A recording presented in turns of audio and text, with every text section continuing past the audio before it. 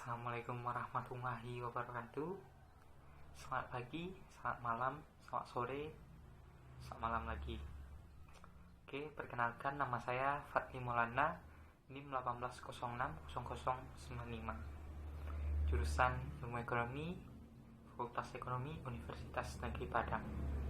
Nah, kali ini Fatli bakal membuat video mengenai review materi dari mata kuliah Ekonomi Pembangunan dari setelah selesai UTS. Video ini dibuat untuk mendapatkan nilai UAS. Oke, sebelum itu, pertama, pertumbuhan penduduk dan pembangunan ekonomi, penyebab, konsekuensi, dan kontroversi. Oke, yang pertama, isu pokok, pertumbuhan penduduk dan kualitas hidup. Penduduk dunia bertambah 75 juta orang setiap tahunnya. Hampir semua pertambahan penduduk neto ini, sekitar 97%, terjadi di negara-negara berkembang. Jumlah kenaikan yang sedemikian besar itu tidak pernah terjadi sebelumnya dalam perjalanan sejarah manusia. Akan tapi, masalah pertumbuhan penduduk bukan sekedar persoalan angka. Hal ini merupakan masalah kesejahteraan dan pembangunan manusia. Pertumbuhan penduduk berlangsung cepat dan menimbulkan konsekuensi serius bagi kesejahteraan umat manusia secara menyeluruh. Maka dari itu muncullah banyak pertanyaan mengenai isu tersebut dan akan terjawab pada pembahasan kita sampai akhir video ini. Pertumbuhan penduduk di masa lalu, di masa kini, dan di masa depan. Pertama, sejarah pertumbuhan penduduk di dunia. Di masa lalu, sekitar 12.000 tahun yang lalu, jumlah penduduk dunia diperkirakan untuk menghuni planet bumi ini tidak lebih dari 5 juta orang. Di masa kini, jumlah penduduk yang diperkirakan lebih dari 6 miliar. Sedangkan di masa yang depan, yaitu sekitar 2050, jumlah penduduk dunia diperkirakan mencapai 9,2 miliar. Secara singkat, pertumbuhan penduduk ini diakibatkan oleh cepatnya peralihan dari era yang dicirikan dengan tingginya angka kelahiran dan kematian ke era yang dicirikan angka kematian yang menurun tajam, tetapi angka kelahiran menurun lebih lamban dibandingkan dengan tingkatannya. Struktur penduduk di dunia. Distribusi penduduk dunia sangat tidak merata. Wilayah geografi, tingkat fertilitas dan mortalitas, serta struktur usia. Yang pertama, berdasarkan wilayah geografis, lebih dari 3/4 penduduk dunia hidup di negara berkembang dan kurang dari 1/4 hidup di negara maju. Kita ambil dari jumlah data penduduk yang tadi, yaitu 6 miliar, maka 3/4 yaitu sekitar 4,5 miliar orang hidup di negara berkembang, dan lebihnya yaitu 1/4 dari 6 miliar itu 1,5 miliar orang cuman hidup di negara yang berkembang, negara maju. Nah, berdasarkan tingkat fertilitas dan mortalitas, fertilitas negara berkembang berada dalam kisaran 15 sampai 40 per 1000 penduduk. Sebaliknya, mortalitas di negara maju kurang dari 15 per 1000 penduduk. Berdasarkan struktur usia, penduduk di negara berkembang relatif berusia muda. Anak-anak berusia di bawah 15 tahun mencakup 30% penduduk negara berkembang. Sementara di negara maju hanya 17%. Ini berbanding sangat berbeda antara jumlah penduduk di negara berkembang dan di negara maju. Selanjutnya, transisi demografis. Transisi demografis yaitu proses penurunan pertumbuhan penduduk. Proses ini terdiri 3 tahap, yaitu tahap pertumbuhan yang hampir stagnan, yang ditandai tingkat kelahiran dan kematian yang tinggi. Jadi tingkat pertumbuhannya tinggi dan kelahiran kematiannya juga tinggi. Nah, kedua, tak pertumbuhan penduduk yang berlangsung cepat dengan tingkat kelahiran tinggi dan tingkat kematian rendah. Nah, kelahirannya tinggi, tapi kematiannya rendah. Pada tahap kedua ini, mendadak dimulainya masa transisi demografis, pilihan dari tingkat pertumbuhan penduduk stabil lamban ke tingkat pertumbuhan penduduk yang berlangsung cepat, kemudian mengalami penurunan. Kemudian tiga, tahap pertumbuhan rendah dan stabil, di mana tingkat kelahiran dan kematian rendah. Penyebab tingginya fertilitas di negara berkembang. Yang pertama, perangkap populasi Malthus. Tingkat ambang batas populasi yang diantisipasi oleh Thomas Malthus, yaitu di mana pertambahan penduduk dan akan berhenti dengan sendirinya ketika sumber daya penopang hidup yang meningkat menurut deret hitung tidak akan cukup untuk memenuhi kebutuhan manusia yang jumlahnya menurut deret ukur. Nah, di deret manusia pertumbuhannya melalui deret ukur 2, 4, 8, 16, 32, 64 dan seterusnya. Sedangkan di deret hitung untuk penopang hidup cuman 2, 4, 6, 8, 10. Dan jadi apabila jumlah penduduk terus bertambah, maka akan sangat kekurangan penopang hidupnya. Makanya secara diagramatis, teori Malthus dapat digambarkan dengan membandingkan dua bentuk posisi kurva yang memiliki tingkat pertumbuhan penduduk dan tingkat pertumbuhan pendapatan agregat. Apabila kedua kurva ini diplotkan terhadap tingkat pendapatan pada sumber vertikal, kita memplot perubahan persentase numerik baik positif maupun negatif dalam dua variabel dipertimbangkan: total penduduk dan pendapatan agregat. Kemudian kritik terhadap model Malthus. Pertama, model ini mengabaikan dampak luar biasa dari kemajuan teknologi sebagai kekuatan yang penyimbang yang menghambat laju pertumbuhan penduduk yang cepat. Yang kedua, perangkap populasi Malthus berfokus pada asumsi model itu sendiri, bahwa tingkat pertambahan penduduk suatu negara berkaitan secara langsung dengan tingkat pendapatan per kapita di negara itu. Teori mikroekonomi fertilitas rumah tangga. Teori yang menjelaskan bahwa setiap keluarga memiliki biaya dan manfaat untuk menentukan ukuran keluarga yang diinginkan. Teori ini mengadopsi teori perilaku konsumen konvensional. Anak-anak dianggap sebagai barang konsumsi, tidak memberi keuntungan. Permintaan anak merupakan pilihan ekonomi yang rasional bagi konsumen. Pilihan tersebut mengorbankan pilihan barang lain. Keinginan punya anak dipengaruhi oleh income. Harga anak ini maksudnya untuk biaya hidup, misalnya makan, untuk biaya pakaian dan sekelilingnya, dan keinginan mengkonsumsi barang lain. Efek substitusi dan pendapatan. Permintaan terhadap anak berhubungan positif dengan pendapatan. Permintaan terhadap anak berhubungan negatif terhadap barang harga relatif, biaya pemeliharaan anak, serta preferensi untuk barang lain. Oke, selanjutnya yaitu konsekuensi fertilitas yang tinggi. Ada beberapa perspektif yang saling bertentangan. Berikut adalah beberapa argumen utama yang mendukung dan menentang gagasan bahwa konsekuensi dari pertumbuhan penduduk yang cepat dapat menimbulkan berbagai masalah pembangunan yang serius. Yang A, bukan masalah yang sungguhnya. Kita bisa mengidentifikasi 3 argumen umum dari orang-orang yang menyatakan bahwa pertumbuhan penduduk tidak menjadi masalah. Yang pertama, masalahnya bukan pertumbuhan penduduk, tapi sejumlah isu lainnya. Jadi isu-isu ini yang menciptakan argumen. Yang kedua, pertumbuhan penduduk adalah isu yang palsu yang sengaja diciptakan oleh badan atau lembaga internasional yang didominasi oleh negara-negara kaya agar negara berkembang tetap berada dalam kondisi ketergantungan. Bagi banyak negara berkembang, pertumbuhan penduduk justru merupakan keadaan yang diinginkan karena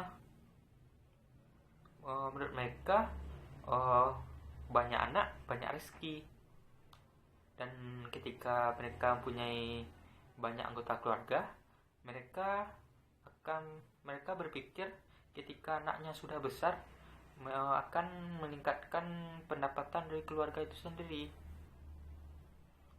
Yang kedua, pertumbuhan penduduk memang masalah yang sesungguhnya. Argumen berikut mendukung perlunya pengendalian pertumbuhan penduduk yang karena konsekuensi negatif. Argumen garis keras, kependudukan dan krisis sosial. Argumen teoritis, siklus populasi dan kemiskinan dan perlunya program KB. Karena orang menganggap banyak anak banyak rezeki, tapi untuk menghidupkan anak itu perlu uang. Mereka butuh makan, butuh pendidikan, makanya dibatasi program menggunakan KB agar mengurangi siklus populasi kemiskinan. Yang ketiga, argumen empiris lainnya, yaitu 7 konsekuensi negatif pertumbuhan penduduk.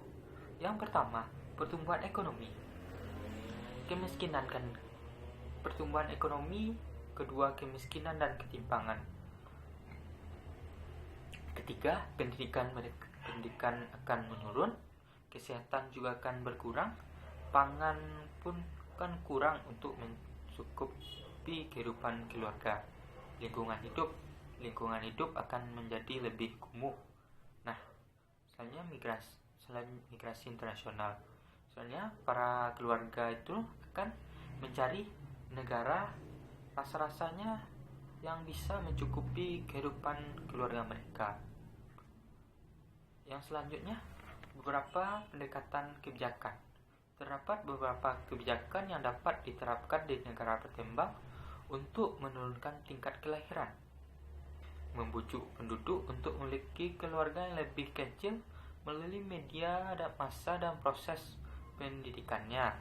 Yang kedua, meningkatkan program-program KB, yaitu program pembatasan jumlah pertambahan penduduk, jumlah kelahiran, agar mereka tidak terkurung dalam siklus populasi.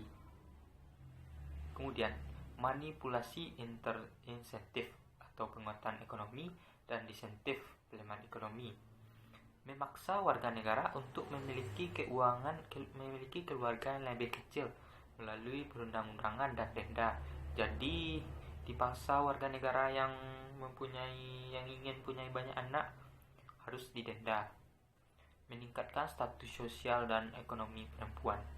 Sedangkan yang dapat dilakukan negara maju untuk menanggulangi masalah pendidikan yaitu menyederhanakan kebiasaan gaya hidup yang konsumtif, yaitu gaya hidup yang selalu mengkonsumsi barang. Kemudian meliberalisasi persyaratan hukum yang kemungkinan terjadi, imigrasi internasional, orang-orang miskin yang tidak terampil. Oke, selanjutnya yaitu tentang faktor urbanisasi dan migrasi desa ke kota. Urbanisasi merupakan perpindahan penduduk dari desa ke kota. Urbanisasi dapat digolongkan menjadi 2, yaitu migrasi penduduk dan mortalitas penduduk. Migrasi penduduk adalah perpindahan penduduk dari desa ke kota yang bertujuan untuk menetap di kota. Contohnya, orang yang tidak bekerja di desa berharap akan mendapat penghasilan dan pekerjaan lebih baik, maka mereka berpindah dari desa ke kota dan menetap di sana. Nah, misalnya dia belum nikah, lalu dia menikah dan dia akan tinggal di kota tersebut. Nah, yang kedua, mortalitas. Mortalitas penduduk adalah perpindahan penduduk dari desa ke kota yang sifatnya sementara. Misalnya, penduduk desa ini kuliah, jadi dia kuliah ke kota agar dia beranggapan bahwa kota ini memiliki tingkat kualitas yang lebih baik, maka dia akan sementara ke kota tersebut. Setelah dia tamat, dia akan kembali ke desa dan meninggalkan kota. Contoh lainnya itu orang yang merantau. Faktor-faktor penyebab urbanisasi. Yang pertama, banyaknya tersedia lapangan pekerjaan di kota. Tidak bisa dipungkiri, kota memang banyak memiliki lapangan pekerjaan dibandingkan di desa. Karena di kota banyak berdiri pabrik-pabrik atau pusat perindustrian yang bisa menampung para pencari kerja. Yang kedua, sarana dan prasarana di kota lebih lengkap. Jadi dibandingkan di kampung. Jadi kehidupan mereka akan merasa terbantu dengan sarana prasarana yang di kota lebih lengkap. Misalnya di kota sudah ada mall, sedangkan di kampung cuman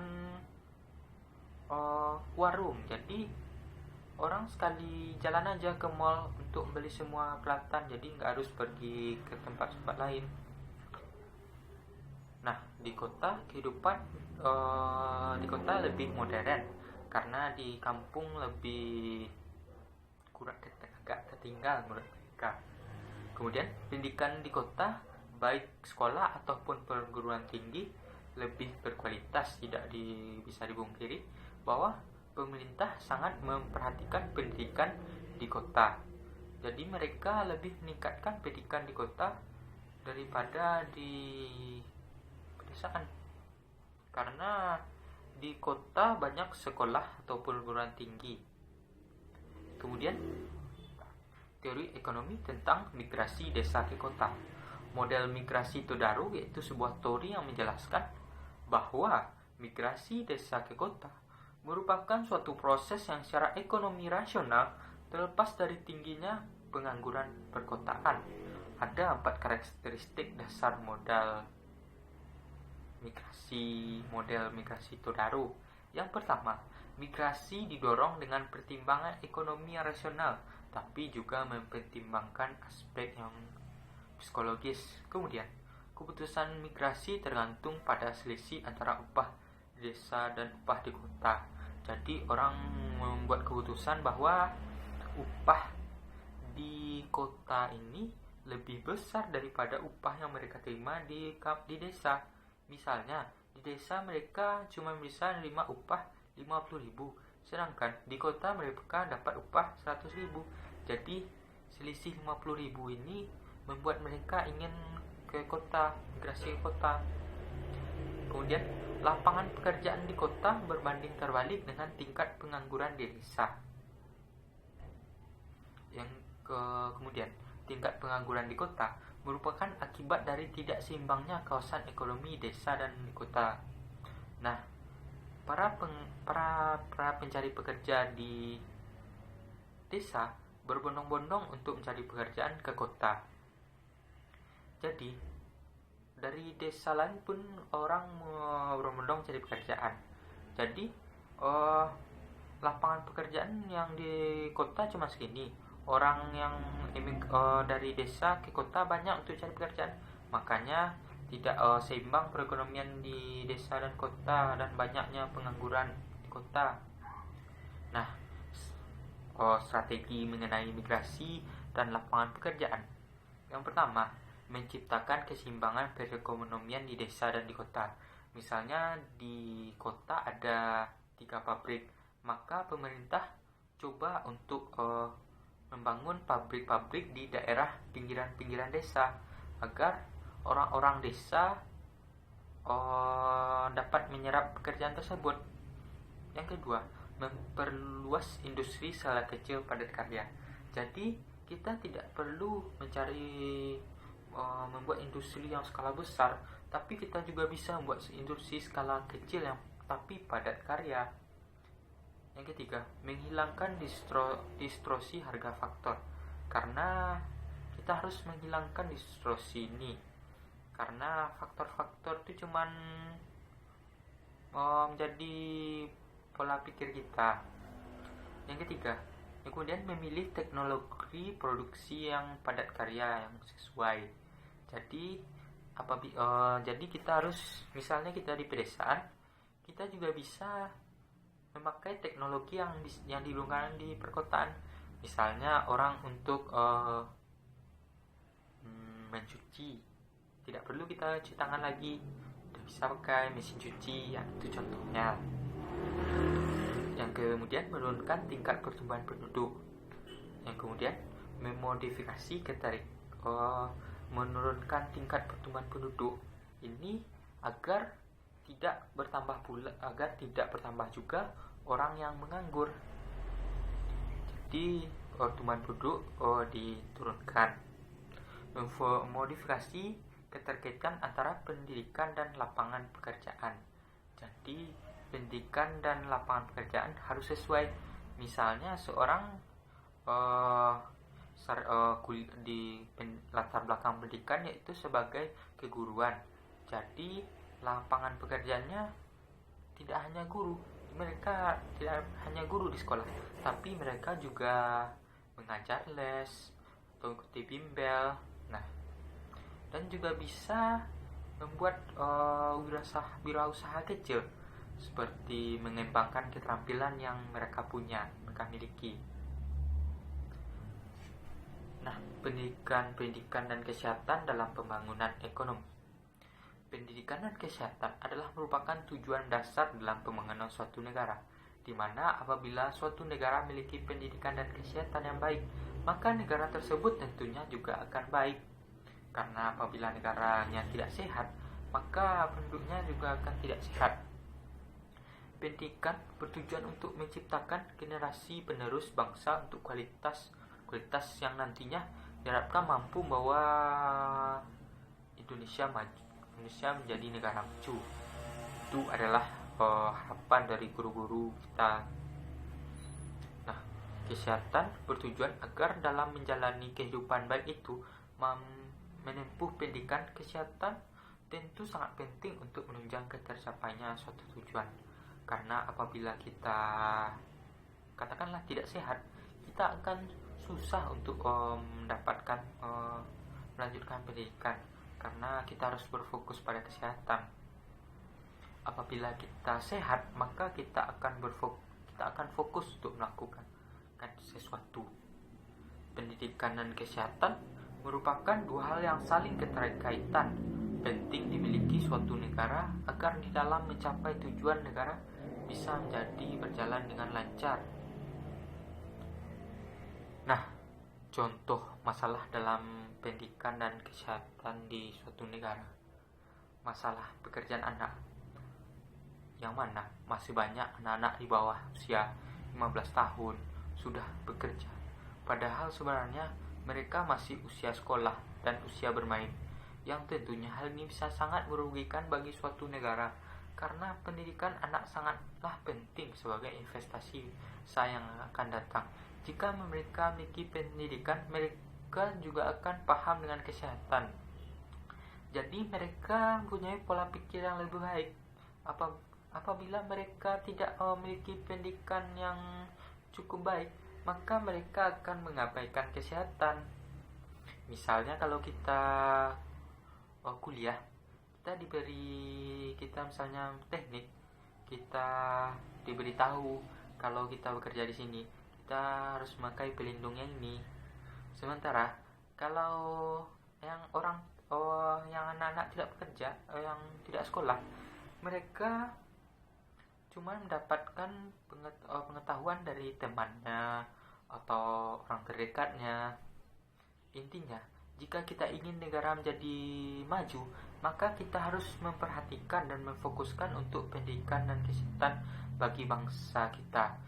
Kita harus perhatikan pendidikan itu, karena pendidikan itu penunjang untuk bisa untuk investasi di masa yang akan datang. Dan juga kesehatan, pendidikan dan kesehatan merupakan suatu keterkaitan yang erat yang tidak dapat dipisahkan, karena merupakan tujuan dasar dalam pembangunan suatu negara, di mana apabila suatu negara memiliki pendidikan dan kesehatan yang baik, maka tujuan dari negara tersebut juga akan baik. Oke, baik. Sekian materi yang dapat saya sampaikan. Terlebih terkurang saya mohon maaf. Wabillahi taufik wal hidayah. Assalamualaikum warahmatullahi wabarakatuh.